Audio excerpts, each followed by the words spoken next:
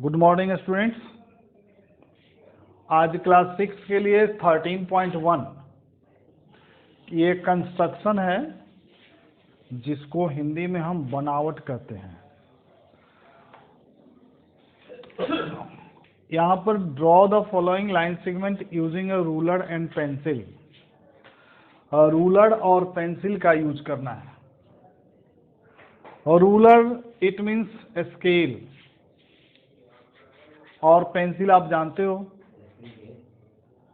तो draw the following line segment को draw करना है और इसमें नोमेनक्लेचर भी दिया हुआ है।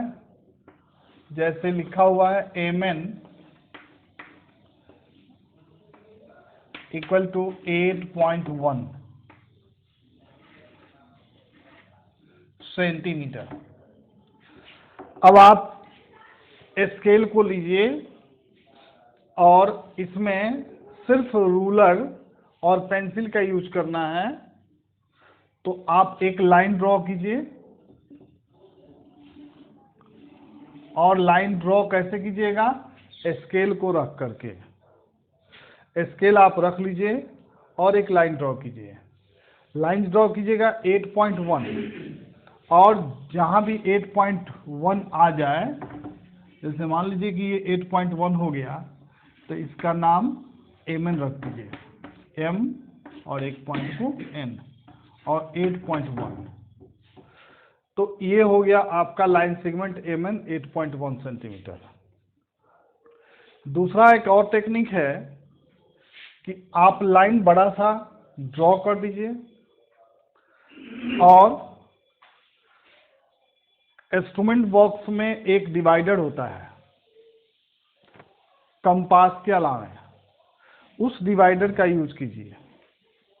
उस डिवाइडर को लीजिए और अपने स्केल पर रूलर पर 8.1 करके फैला दीजिए और जो लाइन आप ड्रॉ किए हैं उस पर उस डिवाइडर से कट कर दीजिए। जैसे मान लीजिए कि ये लाइन मेरा बहुत बड़ा है, ठीक है, पूरे कॉपी पर लंबा है और हमको लेना है कितना? 8.1 लेना है। तो उस कंडीशन में यहाँ पर सेंटर मान लेंगे और डिवाइडर को फैलाएंगे। स्केल पर 8.1 मेजरमेंट लेकर के इस पर कट कर लीजिए। जैसे मान लीजिए ये कट यहाँ हो गया तो इसका नाम हो जाएगा M और इसका नाम हो जाएगा N।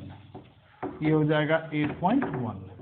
तो ये दो टेक्निक है, लेकिन आपको सिंपल टेक्निक अपनाना है कि स्केल को रख लीजिए और 8.1 मेजरमेंट करके लाइन को ड्रॉ कर दीजिए।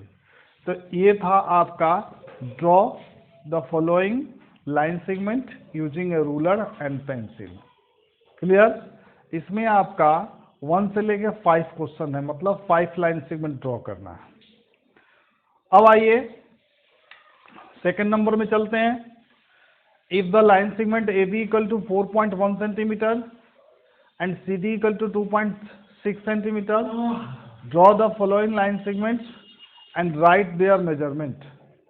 कहता है कि इस दोनों को आप मेजरमेंट कीजिए, यानी line segment AB equal to 4.1 centimetre draw कर लीजिए और फिर दूसरी जगह पर CD equal to 2.6 centimetre draw कीजिए और फिर कह रहा है कि draw the following line segment, है ना, एंड राइट देयर मेजरमेंट। यहाँ पर कुछ क्वेश्चंस है, इस क्वेश्चंस को आपको सॉल्व करना है। जैसे देखिए क्वेश्चन क्या है? B, इसमें AB का दिया हुआ 4.1 सेंटीमीटर। AB लाइन सेगमेंट है जिसका दिया हुआ 4.1 सेंटीमीटर और दूसरा है CD, वो है 2.6 सेंटीमीटर। 2.6 सेंटीमीटर। अब यहाँ क्वेश्चन है, क्वेश्चन क्या है कि 2AB प्लस CD, यहाँ लिखा हुआ है 2AB प्लस CD, ठीक है। अब 2AB का मतलब क्या हुआ? 2 इंटू AB का वैल्यू कितना है? 4.1 सेंटीमीटर और CD का वैल्यू कितना है? 2.6 सेंटीमीटर। इट मीन्स अगर 4.1 में से 2 से मल्टीप्लाई करेंगे तो 8.2 हो जाएगा, और 8.2 अब प्लस 2.6, अब इस दोनों को ऐड कीजिए, 6 और 2 मिलके 8 हो जाएगा, 8 और 2 मिलके 10 हो जाएगा, यानी 10.8 सेंटीमीटर। ये आपका आंसर हुआ। तो इस टाइप का जो क्वेश्चन है वो क्वेश्चन आपको दिया हुआ है। इसमें क्वेश्चन नंबर बी, और उसमें क्वेश्चन नंबर बी में 1 2 3 एंड 4, यानी 1 में ये क्वेश्चन था 2ab प्लस CD, ठीक है, और 2 में क्वेश्चन था AB plus 2CD, AB plus 2CD। यहाँ पर इसमें आप देखेंगे AB प्लस 2CD। तो AB का जो मेजरमेंट है, AB का मेजरमेंट कितना है 4.1 है, और CD का मेजरमेंट कितना है 2.6 है, और 2.6 में 2 से मल्टीप्लाई करके तब इस तीनों को क्या कर देंगे, ऐड कर देंगे, है ना। तो ऐड कर देंगे तो ये क्वेश्चन निकल जाएगा। इस तरह से आपका क्वेश्चन नंबर बी कंप्लीट हुआ। अब सी में construct circle with the following diameter. Diameter दिया हुआ है तो हम सर्किल को कैसे कंस्ट्रक्ट करेंगे इसको आप समझेंगे।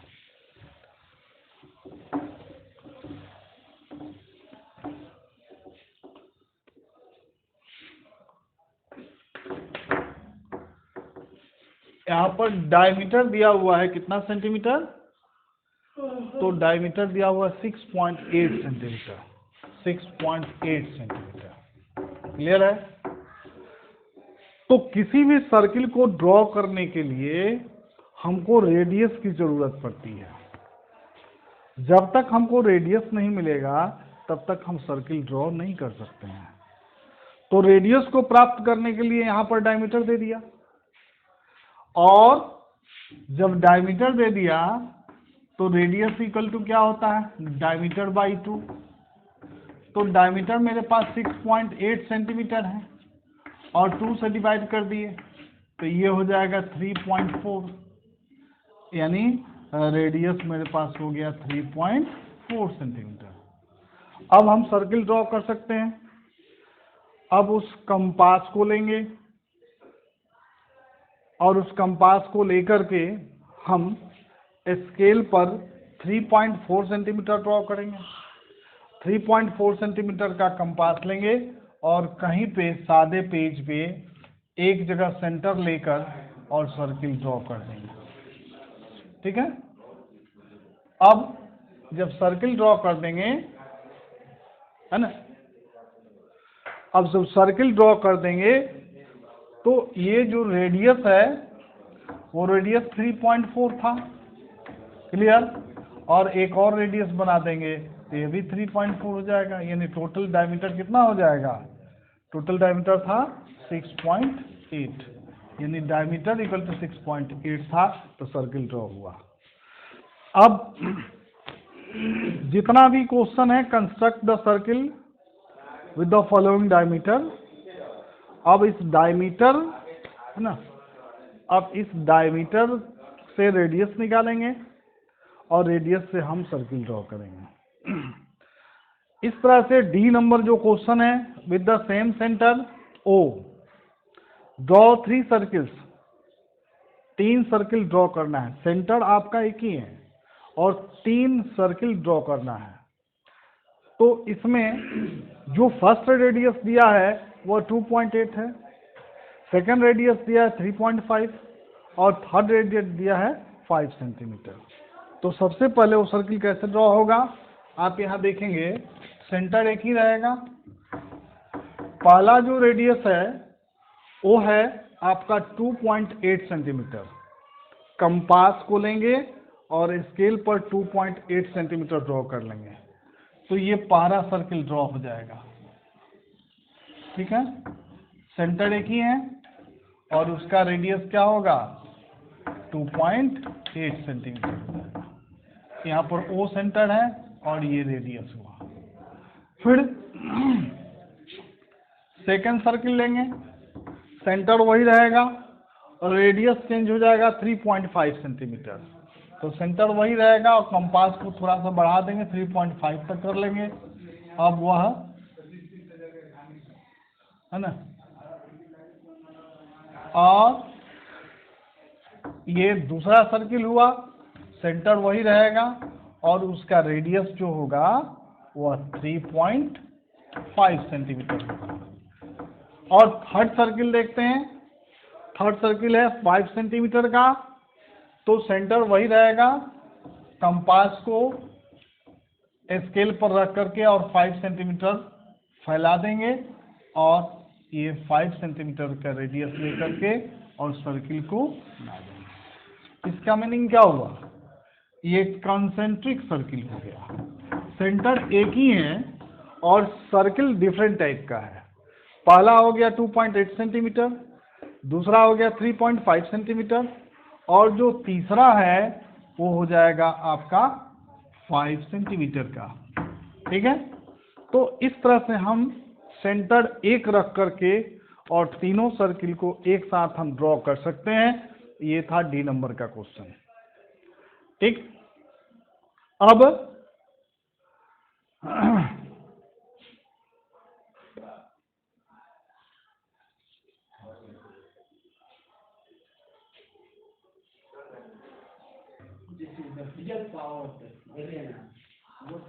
इस तरह से आपका ए से लेकर ई तक क्वेश्चन है ना। अब सेम सेंटर है, सेम रेडियस है, तो आप ड्रॉ कर सकते हैं। ये आपका 13.1 कंप्लीट हुआ। Thank you.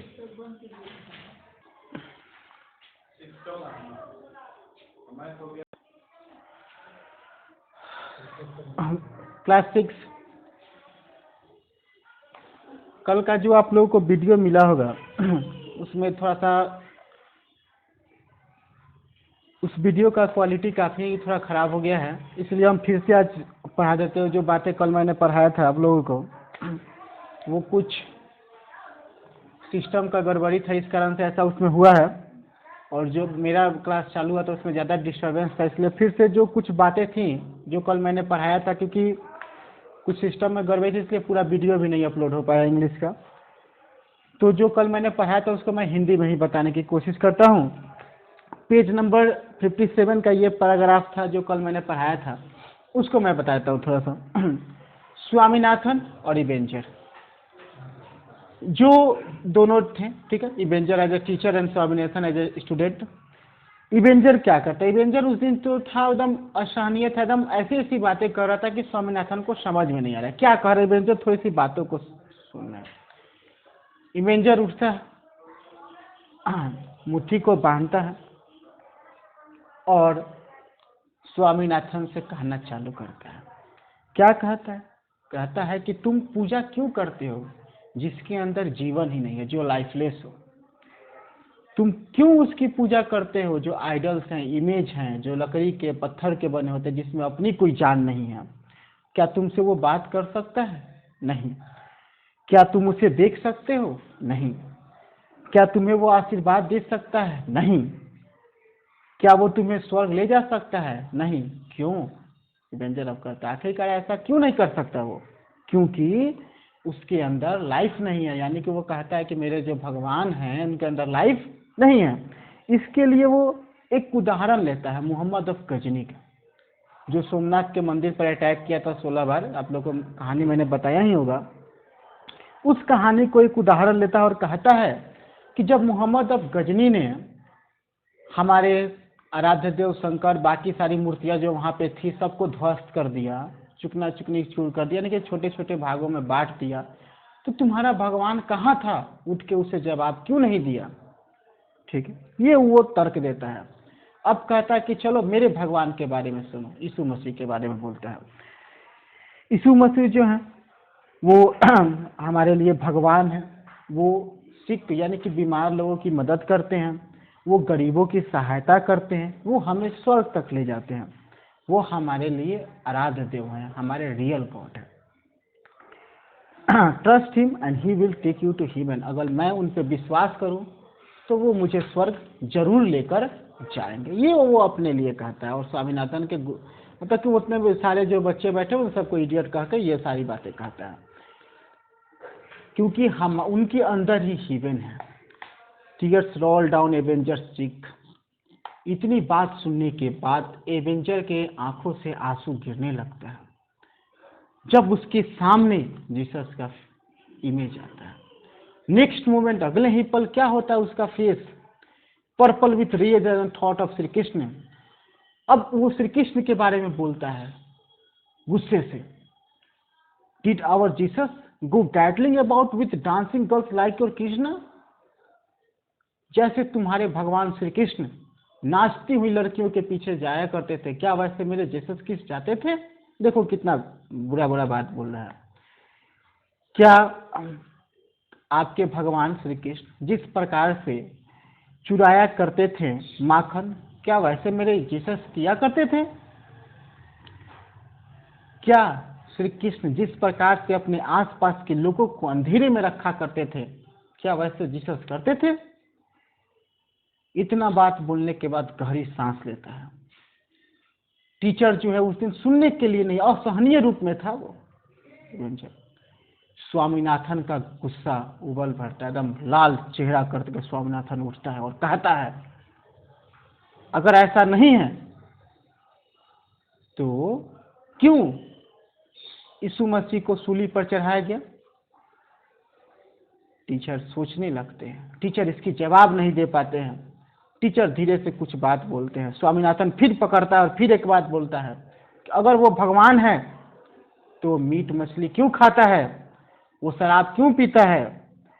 क्योंकि स्वामीनाथन जो था एक ब्राह्मण परिवार से था, उसका संबंध जो था ब्राह्मण परिवार से था, और ब्राह्मण परिवार में ये सब छूना तक पाप है। तो अगर आपका भगवान है तो ऐसा क्यों करता है? स्वामीनाथन उठकर कहता है, क्योंकि भगवान तो नॉन वेजिटेरियन होने चाहिए स्वामीनाथन के नज़र में, क्योंकि ब्राह्मण है, लेकिन वहां पे जीसस क्रिस्ट ये सब करते हैं। टीचर को सोचने पर मजबूर कर देता है स्वामीनाथन। तब तक क्लास ओवर हो जाता है। नेक्स्ट दिन स्वामीनाथन क्लास चालू होने से आधा घंटा पहले ही स्कूल पहुंच जाता है। उसकी पुरानी आदतें क्या थी कि वो हमेशा स्कूल लेट से जाता था। स्कूल जाने के समय में वो क्या करता कि रास्ते में उसे इमली का पेड़ मिलती, वहां पे वो डिगिंग खुदाई करता है लकड़ियों से छोटे छोटे से और खेलता उसे। लेकिन आज स्वामीनाथन स्कूल टाइम से पहुंचा हुआ है और कुछ कुछ अपने पॉकेट में एक लेटर टाइप का रखा हुआ, कुछ कुछ उसे टच करके फील कर रहा है। जैसे क्लास ओवर होती है उस दिन की, दौड़े दौड़े जाता है, हेडमास्टर के ऑफिस में जाता है और वह जो लेटर जो उसके हाथों में है वह किसको दे देता है? वह हेडमास्टर को दे देता है। जब हेडमास्टर वो लेटर पढ़ते हैं तो क्या होता है, वो गुमसुम हो जाते हैं, वो सीरियस मूड में हो जाते हैं और वो कुछ सोचने लगते हैं। क्या सोचते हैं कल बता दूंगा, और कल ही आप लोग का ऑब्जेक्टिव क्वेश्चन भी हो जाएगा। Thank you. Good morning student. Class 6 के बच्चे ध्यान देंगे। हिंदी में एक चैप्टर है 30 में, तिवारी का तोता। तो इसमें कहानी में लेखक ने लिखा है कि कभी कभी मनुष्य में इतनी अधिक गुलामी भर जाती है कि वो गुलामी में रहने लगता है, उसको गुलामी में ही उसकी आदत लग जाती है। तो वो बाहर का आज़ादी का ज़िंदगी जो है वो भूल जाता है कि आज़ादी की ज़िंदगी क्या होती है। उसको गुलामी में ही सारा सुख और उसको मिलने लगता है, सोचता है कि यही ज़िंदगी अच्छा है, इसी तरह रहे और मेरा ज़िंदगी जो है इसी तरह रहे। लेकिन जब वो बाहर निकलता है तब उसे पता चलता है कि आज़ादी क्या होती है। उसी से ये संबंधित एक कहानी है, तिवारी का तोता। काशी की एक पवित्र नगरी में एक पंडित तिवारी रहते थे। उनके पास एक तोता था। वो तोता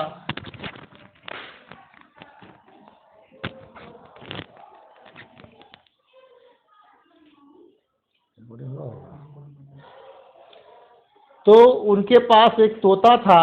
यह तोता तिवारी के पिंजरे में रहता था। तिवारी का दिया हुआ दाना खाता था और उसके घर वालों से तिवारी की जुबान में बातें करता था। तिवारी जी थे, काशी के पंडित जी थे, उन्होंने एक तोता पाल रखा था जो वो पिंजरे में रहता था। ऐसे आज के ज़माने में बहुत से लोग पशुपालन करते हैं, पक्षी को पालते हैं, जानवर पालते हैं, तो अपना शौक बनाते हैं, पालते हैं। तो लेकिन फिर भी पक्षी को जब हम लोग पालते हैं, पिंजरे में बंद करते हैं, वो हमसे कितना भी घुल मिल जाए, लेकिन वो आज़ादी चाहता है। जब मौका मिलता है तो वो उड़ जाता है। तो तिवारी का दिया हुआ वो खाता था और घर में उसी की बातें करता था। एक दिन एक जंगली तोता आकर उसके पिंजरे के सामने बैठ गया और बोला। दूसरा तोता आया जो बाहर में उड़ता था, वो पिंजरे के पास बैठ गया और बोलता है कि क्यों भाई पंछी, तुम कौन हो? तू कौन है जिसकी सूरत मुझसे मिलती है, जिसका स्वभाव मुझसे नहीं मिलता और जिसे किसी ने यहाँ कैद कर रखा है? एक दूसरा तोता आता है और बोलता है उससे, तुम कौन हो? तुम मेरे जैसे दिखते हो और तुम यहाँ पर कैद रखे हो। तो पिंजरे के तोते ने जवाब दिया, मैं भी तुझ जैसा तोता हूँ और मेरा रंग भी तेरे रंग की तरह हरा है और मेरी चोंच भी तेरी चोंच की तरह मोटी है। फर्क सिर्फ यह है कि तू जंगल में रहता है और मैं इस पिंजरे में रहता हूँ।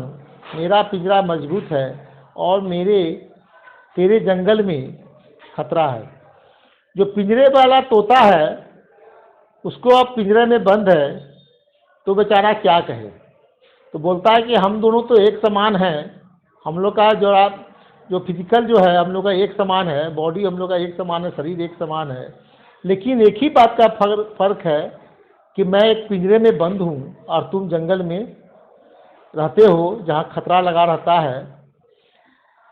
जंगल का तोता बोला, मुझ पर लानत है, तेरी आज़ादी का रंग खत्म हो चुका है और तेरी आंखें अंधी हो गई है, वरना तू इस पिंजरे की तारीफ नहीं करता जिसने तेरे देह को ही कैद नहीं किया, तेरी आत्मा को भी कैद कर लिया है। वो जंगली तोता बोलता है पिंजरे वाले तोता से, तुम इतने दिन से पिंजरे में बंद हो कि तुम्हारे अंदर गुलामी भर गई है और तुम इसी को अपना जिंदगी मानते हो और यही तुमको अच्छा लगता है और तुम्हारी आत्मा जो है कैद हो गई है, तुम्हारा आत्मा शरीर सब गुलामी में कैद हो गया है। मैं तुझे जंगल से यहाँ बताने के लिए आया हूँ, तू अभागा है। बोलता है कि मैं जंगल से यही बताने आया हूँ कि तुम अभागे हो, तुम एक पिंजरे में बंद हो। भगवान ने तुझे पंख दिया है उड़ने के लिए और तुम पिंजरे में बंद हो। पिंजरे के तोते ने कहा, तेरी बातें मेरी समझ से बाहर है, फिर भी मैं तेरी बातों को दिल में टटोलूंगा। पिंजरे का तोता बोलता है, तुम क्या बोल रहे हो, मेरे समझ में नहीं आ रही है। वो पिंजराज में तोता जो है वो बच्चा से छोटे तोता से ही बंद है, वो बाहर की ज़िंदगी के बारे में क्या जानता है, लेकिन फिर भी बोलता है, तुम जो बात कर रहे हो इसको मैं दिल में ले रहा हूँ और मैं इस पर गहराई से चिंतन करूँगा। तू मुझे समझा मैं क्यों अभागा हूँ। बोलता है, तुम ये बताओ मुझे कि मैं अभागा क्यों हूँ और वह कौन सा दुर्भाग्य है जिसे मेरी आंखें नहीं देखती। पिंजरे का तोता बोलता है, तू ये बता मुझे मैं अभागा क्यों हूँ, मेरे में क्या कमी है, मैं जो देख नहीं पा रहा हूँ, मैं समझ नहीं पा रहा हूँ कि मैं पिंजरे में क्यों बंद हूँ। जंगल का तोता बोला, तेरा घर अपना बनाया हुआ नहीं है, यह उसके दरवाजे पर तेरा अधिकार है, ना उसके दरवाजे पर तेरा अधिकार है। बोलता है जंगल का तोता पिंजरे वाले तोते से, ये घर जो है, पिंजरा जो है तुम्हारा बनाया हुआ नहीं है, ना यहाँ पर रहना तेरा अधिकार है। यहाँ के लोग तुझे ज़बरदस्ती पिंजरे में बंद किए हुए हैं। तूने अपना मरना जीना किसी दूसरे के हाथ में सौंप रखा है। यह तेरा दुर्भाग्य नहीं तो और क्या है, मगर तेरा इससे भी बड़ा दुर्भाग्य यह है कि तूने कभी खुले आसमान के नीचे पंख नहीं फैलाए और कभी खुली हवा में सांस नहीं ली। बोलता है कि तुम पक्षी हो, तुझे भगवान ने पंख दिया है, हमें दुख है कि तुमने कभी आसमान में, खुले आसमान में अपना पंख नहीं फैलाया, उड़ा नहीं, खुली हवा में तुमने सांस नहीं लिया।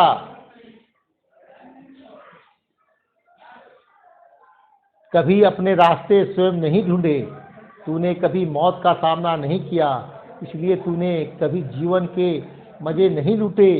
तू हर समय अपने मालिक के मुंह की तरफ देखता है और तेरे लिए तेरी मर्जी कोई चीज नहीं है, मेरी मर्जी वह है जो तेरा मालिक चाहे। सो तेरा मालिक, तेरा पिंजरा, तेरी दुनिया सबसे बड़ी मुसीबत है। वो बोल रहा है कि तुमने कभी दुनिया नहीं देखी, दुनिया में आसमान में नहीं घूमा, दुनिया को नहीं देखा, तुम इस पिंजरे में कैद हो, किसी के गुलाम हो। जब वो तुमको खाना देगा समय पर तो तुम खाओगे, उसके मर्जी से तुम सब कुछ करोगे।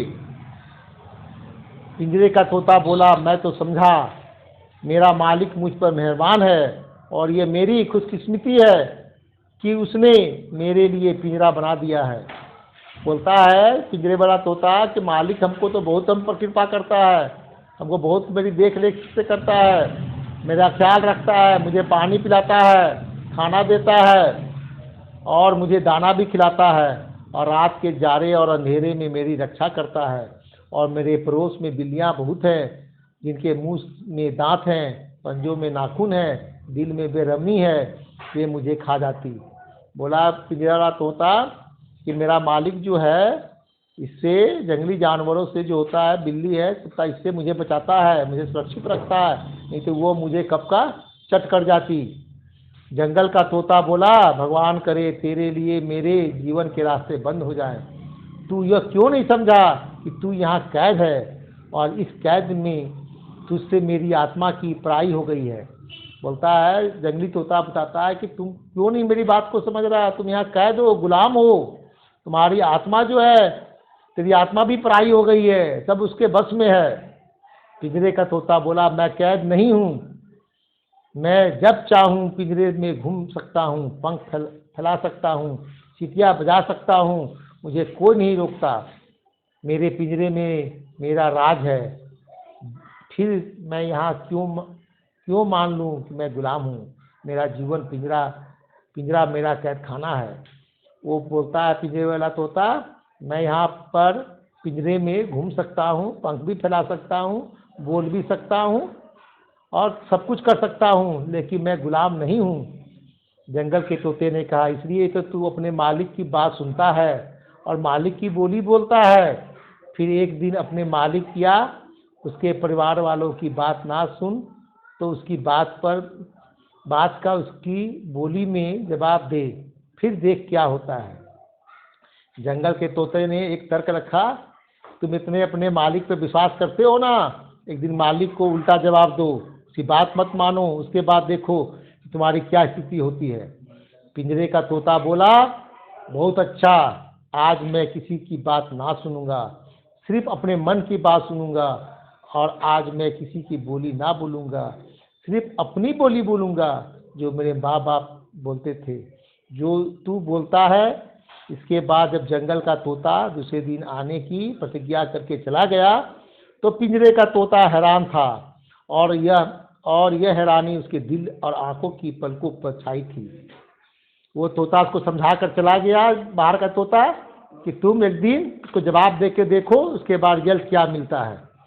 जब पंडित तिवारी जी का बेटा वहाँ आकर तोते से बातें करने लगा तो तोते ने उसकी बात का जवाब ना दिया और अपने दिल में कहा, मैं इसकी बात का क्यों जवाब दूं, मैं इसका गुलाम नहीं हूँ।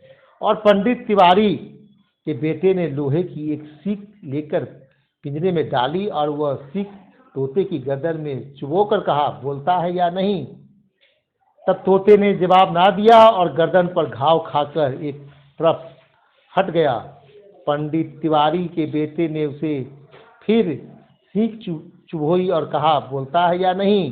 तोते ने अब भी जवाब नहीं दिया और वह छाती पर घाव खाकर दूसरी तरफ हट गया। पंडित तिवारी के बेटे ने तोते को बार बार सीख चुभोई और तोते ने हर बार उसकी बात का आदमी की बोली में जवाब देने से इनकार कर दिया और वो अपने शरीर के पर घाव खाता रहा।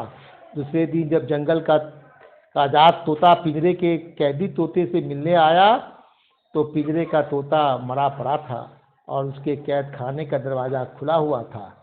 जंगल के तोते ने कहा, जब गुलाम अपने मालिक की बात नहीं सुनता तो उसका यही हाल होता है। पंडित तिवारी ने अपने बेटे से कहा, इस जंगली तोते को गुलेल से मार कर उड़ा दो। हमारा तोता इसी ने मारा है। और मरे हुए तोते की मरी हुई आत्मा से कहा, इस जंगली तोते को मिठाई दो।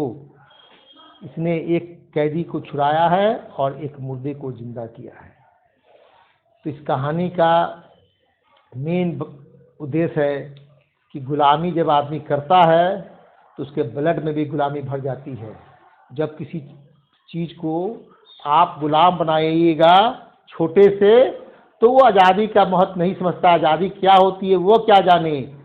अगर किसी को गुलाम बनाते हैं, नौजवान को, बड़े आदमी को, तो वो समझेगा कि आज़ादी में दिन देख चुका है तो वो गुलामी का विरोध करेगा। लेकिन जो शुरू से ही जन्म से ही गुलामी के जंजीरों में जकड़ गया उसको आज़ादी क्या जानता है। जब उसको याद दिलाइएगा तब पता चलेगा कि आज़ादी क्या होता है। तब वो आज़ाद होने की कोशिश करेगा, या तो वो मारा जाएगा या अपने बल पर वो आज़ाद हो जाएगा। धन्यवाद।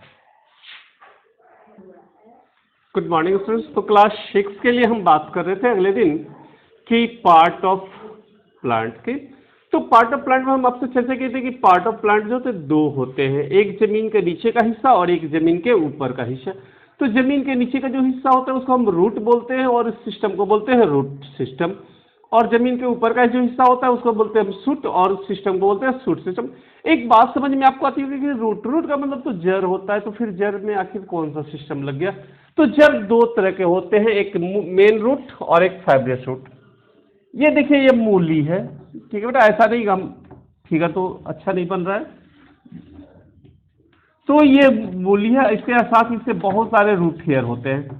रियल में हम लोग जब बाजार में मूली यूज करते हैं वो उसके रूट हेयर्स को तोड़ कर लाता है। गाजर है, शलगम है, अगर आपके गार्डन में अगर मूली, गाजर या शलगम है तो उसको उखाड़ने के लिए थोड़ा सा एक काम कीजिए, उसके आसपास की मिट्टी को थोड़ी नम कर दीजिए, फिर उसमें 2-3 दिन तक पानी दीजिए ताकि सॉइल बिल्कुल ही गीली हो जाए और उसके बाद उस मूली को उखाड़िए। तो देखेंगे कि उसके जो रूट हेयर होते हैं वो क्लियरली आपको सामने आएंगे। तो इसमें क्या नजर आएगा, एक मेन नजर आएगा।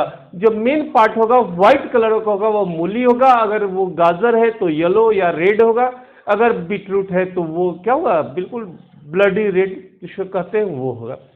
अब एक घास को अगर उखाड़ के हम देखते हैं तो घास में क्या होगा कि एक मेन रूट होती है और उसके क्या होते हैं, बहुत सारे पार्ट होते हैं।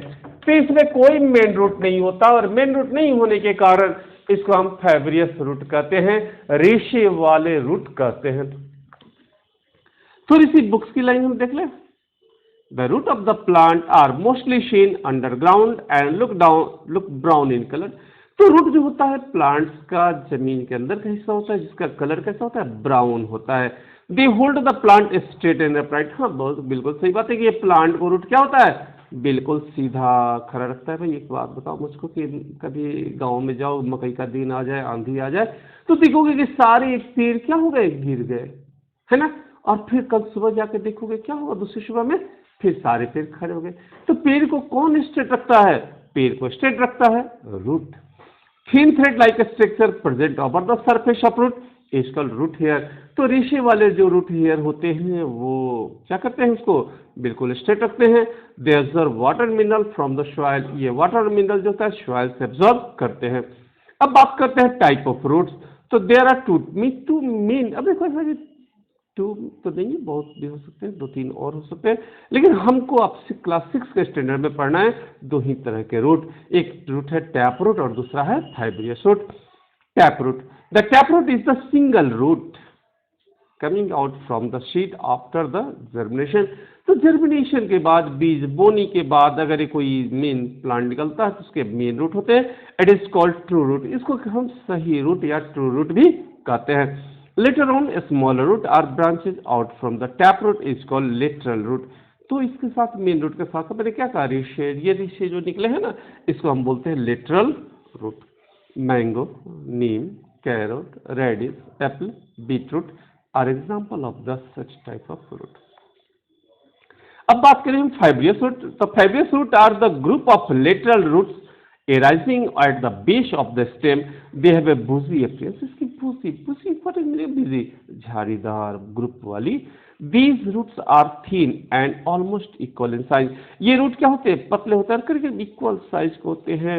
Grass, maize, wheat, onion, sugar cane, rice. It is an example of the fibrous root. अब एक बात करें हम फंक्शन रूट की. तो रूट का फंक्शन क्या है भाई? तो रूट का कुछ ना कुछ फंक्शन होगा. क्यों? रूट क्यों इंपॉर्टेंट है? बिना फंक्शन का तो इंपॉर्टेंट होगा नहीं. तो हम इसकी बात कर रहे हैं अगर, तो anchor roots, anchor the plant. Roots जो होते हैं प्लांट को फॉर्मली होल्ड रखते हैं, फॉर्मली स्ट्रेट रखते हैं, सपोर्ट करते हैं, ये गिरे नहीं.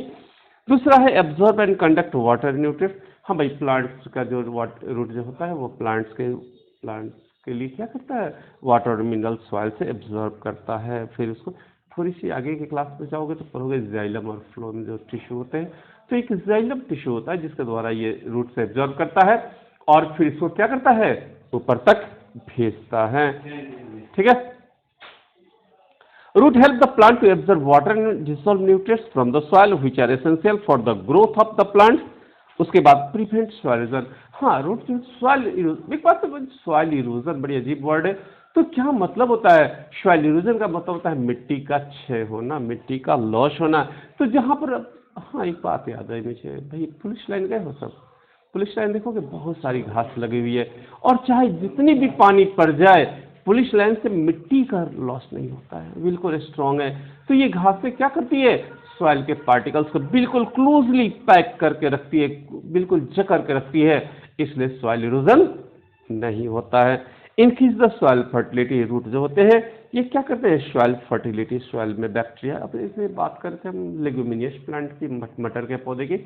उसकी जो जड़ें होती है उसमें गांठ होता है जिसमें क्या होता है? राइबोसियम नामक बैक्टीरिया पाया जाता है जो एटमॉस्फेयर से नाइट्रोजन को लेकर डायरेक्ट नाइट्रेट में कन्वर्ट करता है. ठीक है. तो ये नाइट्रोजन से नाइट्रेट में कन्वर्ट करना ये फर्टिलिटी को बढ़ाता है. ठीक है. अब हम बात करेंगे,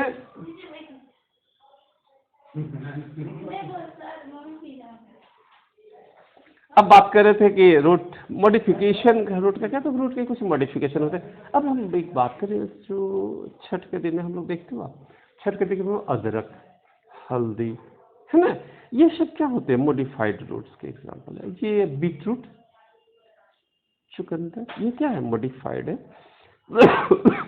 root of the some plant are modified to perform additional function. कुछ प्लांट की रूट जो होती है मॉडिफाइड होती है, उसका एक खास काम होता है. Let us study about some of these modification of their function. पहला story is the food. The root of the some plant like the radish, carrot, turnip, sweet potato, beetroot became fleshy. ये क्या करते हैं? खाना को जमा रखते हैं. भाई प्लांट जो खाना बनाता है, जो यूज हुआ तो यूज हुआ. भाई मान लो तुम्हारी मम्मी है और वो खाना बनाती है, तो मान लो कि तुम्हारे घर में फ्रिज है, तो बचा हुआ खाना क्या करेंगे? फ्रिज में रख देंगे. किसी के यहाँ फ्रिज नहीं है तो उसको क्या करेंगे? दूसरे बर्तन में रख देंगे, है ना. अगर मान लो दूध दही है, तो एक बात बताऊँ मैं तुम्हें, गांव में क्या होता है? एक सिकहर बनाता है भाई, एकदम बड़ा सा ऊपर में रखना कि बिल्ली ना खाए. तो हम खाना है जो बचा हुआ खाना उसको कई तरीकों से स्टोर करते हैं. तो उसी तरह ये जो प्लांट्स होते हैं अपने डिफरेंट पार्ट में फूड को स्टोर करते हैं. तो ये जो प्लांट्स हैं खासतौर पर पोटैटो है, स्वीट पोटैटो है, टर्निप है, कैरोट है, बीटरूट है, ये अपने जो बचे हुए खाने होते हैं इसको अपने क्या जमा करता है? अपने रूट्स में जमा करता है. The nutrition plant take dodder and specialised root और पैरासिटिक रूट. हाँ, डोडर प्लांट भाई पैरासिटिक का मतलब होता है परपोसी मतलब होता है दूसरों पर डिपेंड रहने वाला. तो इस तरह प्लांट के जो जड़ होते हैं वो एकदम चिपक जाते हैं और चिपकने के बाद क्या होते हैं? प्लांट्स न्यूट्रिशन एब्सॉर्ब करते हैं. For multiplication root of the plant like the dahlia and asparagus can develop into new plant. हाँ, कुछ प्लांट डेलिया या एस्पार्गस है, उसके रूट को लगा देंगे तो वहाँ से क्या होगा? एक न्यू बेबी प्लांट जर्मिनेट कर जाएगा. फॉर क्लेमिंग सम प्लांट कुछ प्लांट की जो क्लीमिंग जड़ें होती है सपोर्ट करती है, ठीक है। Climbers that help the plant climb up and support like the wall, rock and tree. Money plant, black pepper और बीटल, ये जो पेड़ है भाई। आज तो देख रहे हैं वीडियो हमारा अप्रॉक्सीमेट समय हो गया, तो हम नेक्स्ट डे पढ़ाएंगे shoot system. So please and please आप इस चैप्टर को पढ़ कर रखिए, मैं आपको दिखा दे रहा हूँ, बिल्कुल आप पढ़ कर रखिए, फिर हमको पढ़ाने में आनंद आएगा। Thank you.